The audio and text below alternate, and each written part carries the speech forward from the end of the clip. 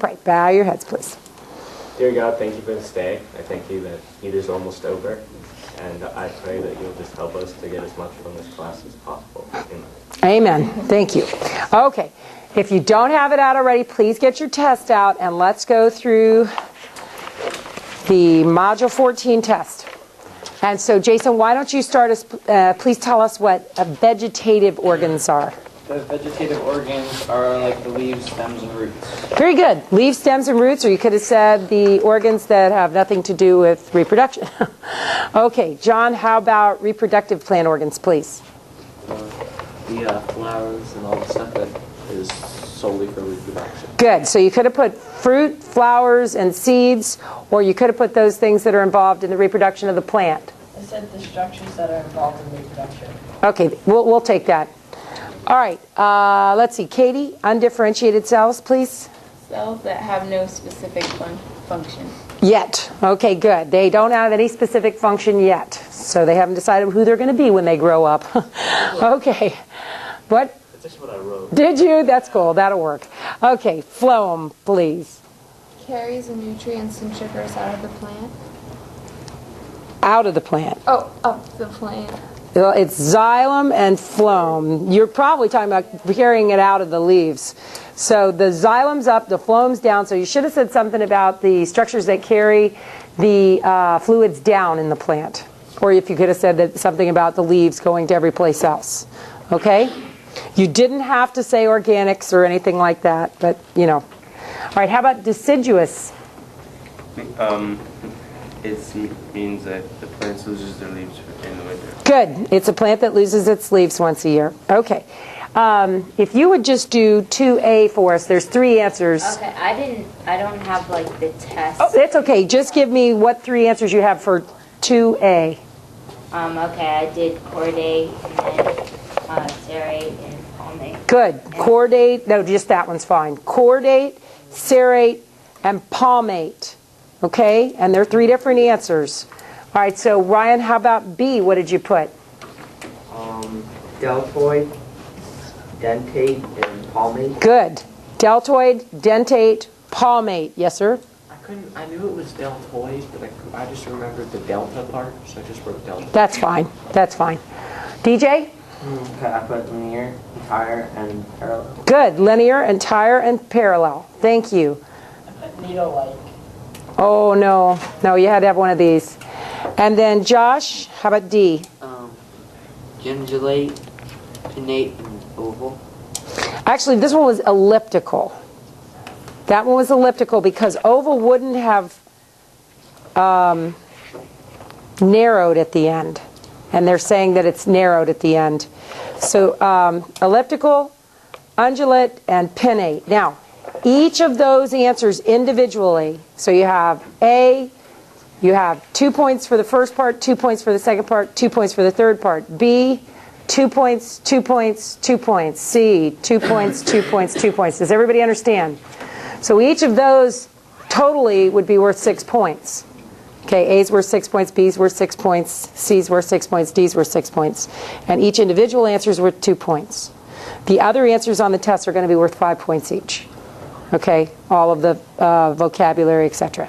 Just so you know. All right, great.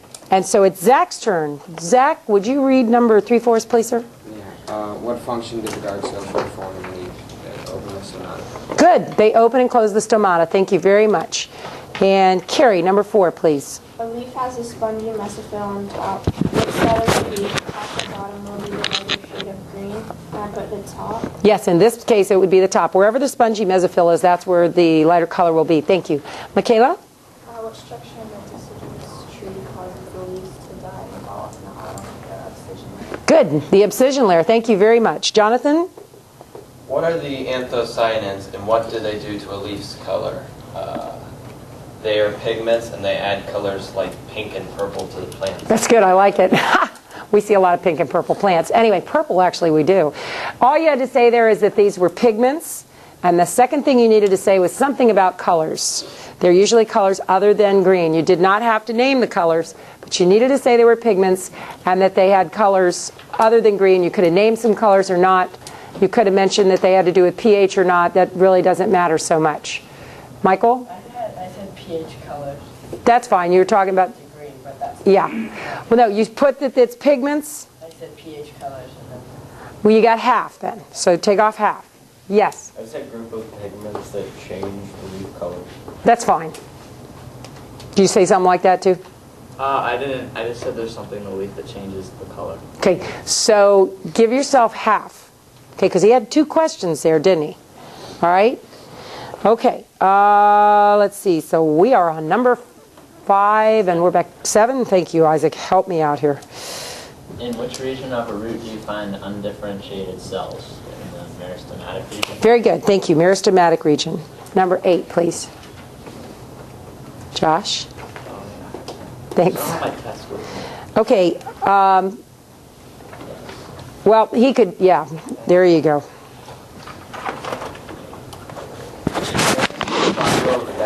Bundle from a monocot or dicot? Monocot? Monocot. It's the monkey face, isn't it? So it's a monocot. Thank you. Daniel? Why is the bark of a tree often cracked? Because the stem grows too big? Good. Growth. Something about it growing. Anything about it growing I would take. Yes, Michael? I said because it's old, it's getting ready for a new layer. Were you talking about it growing? Again. It's after rain. It's got to do with it growing. You needed to say something about it growing. Yes. I put because the bark is dead tissue. That's true. The outer bark is dead tissue. Tell you what, I'll give you a half for it, Jonathan. Okay. Somebody's wrong, right? So, well, were you talking about it growing? If not, give yourself half, okay? Yeah, because it's getting old. So Right. How about half? Okay. Kobe. A tree has seed cones and pollen cones. Which phylum does it belong? Is it Conophyta? Very good. Coniferophyta. Thank you. Very good. Sandra? How did you say? Coniferophyta. A plant has a primary root that grows and grows without branching. What kind of root system is this? A taproot? Very good. And then we're back to Jason. Name 2 differences between monocots and dicots. Monocots have a parallel venation, dicots have netted venation, and then they have differences in their seeds and fruits. Good. So you could have said you had to have 2 answers. You could have said they have different numbers of seed leaves, or if you want to be real technical, cotyledon. Whoa, if you've spelled that, I'm impressed. You could have said that they have different fibroblascular bundles. I can say that, really, I can. You could have said that there are differences in their roots. Remember that the monocots tend to have fibrous roots and the dicots tend to have taproots. You didn't have to say that. You could just say there were differences in the roots. You could say that there were differences in the veins, just as Jason said, that the monocots had the parallel veins and the dicots had the netted veins. You could have mentioned that they have differing numbers of petals on their flowers.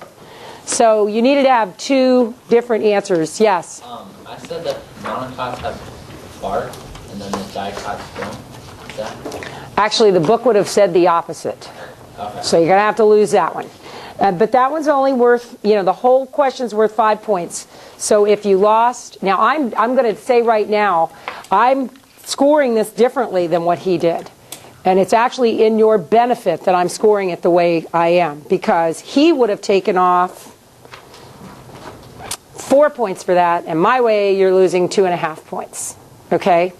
So, but I'm telling you right now that if you look at your book, it's scored differently than what I'm doing. The way I've scored it works best for you in case you missed something. All right? So if you missed half of one, it's 2.5 points. Yes? I put dicots have pith and monocots don't. That's fine. That's one I didn't mention. Thank you, Jonathan. The differences in the stems, the interior of the herbaceous stems. They don't have pinnate venation as pollinate here.